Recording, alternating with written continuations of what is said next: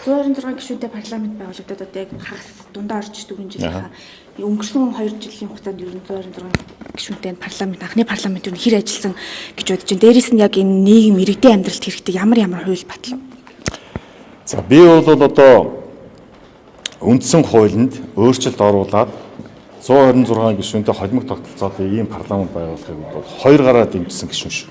2 гараар дэмжиж явсан. Одоо тэр үед бол яг үнэ хэлэхэд бол 76 хулгайч нарыг 126 хулгайч болох гэдэг ингээд би үнэ л хэлж байгаа байдлыг ингэж л ярьж ирсэн шүү дээ. Ийм тохиолдол бол ихэнх гишүүд бол бас тодорхой хэмжээнд бол энэ дэмжих мэдгүй итгэл үндэслэн жоохон дутуу байсан. Миний хувьд бол бүрэн дэмжсэн шүү. Яагаад тэгэхээр олон намын тогтолцоо бий болно гэдэг чинь өөрөө төр хянах ард иргэдийн төлөөллийн энэ механизм нь бол бүрэн дүр ажиллаж эхэлж байгаа байхгүй.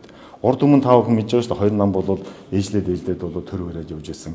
Нэгэн цөөх болонгууд нь цөөнхийг аамыг барьчаа тэгээд дураараа дургаар явж байсан. Ийм нөхцөл байдал байсан бол 5 одоо нам эвслийн ийм тогтолцоо бий болсон тохиолдолд хяналтын тогтолцоо ч өөрөө чангараад ирж байна. Тэгэхээр улсын хурлаасаа байгуулсан засгийн газрыг хэр ажилуулах, хэрхэн одоо дэгтэй журамтай, хэрхэн зөв хуулийн дагуу ажиллах ийм боломж олцааг бол энэ хяналтын тогтолцоо ч өөрөө бий болгож байгаа байхгүй. Тэгэхээр 126-тай энэ гишүүдийн хувьд бол миний хувьд бол өстой бүрэн дүрэн дэмжиж явж байгаа. Гагцхүү мэдээж ихний зүйл дээр бол алдаа дутагдал гарч байгаа бах. Ард иргэч бас одоо арай ондоо өнцгөөс орж харж байгаа бах. Цоошин гишүүд ороод ирлээ гэж харж байгаа бах. Залуучууд ороод ирлээ гэж харж байгаа бах. Залуучуудын тодорхой алдаа дутагдал дээр бас нэгэн дөрвөлх маягтай ч явж байгаа бах. Гэхдээ бид нар бол зөв зам руу орсон гэдэг дээр бол би бүрэн дүр итгэлтэй байна шүү.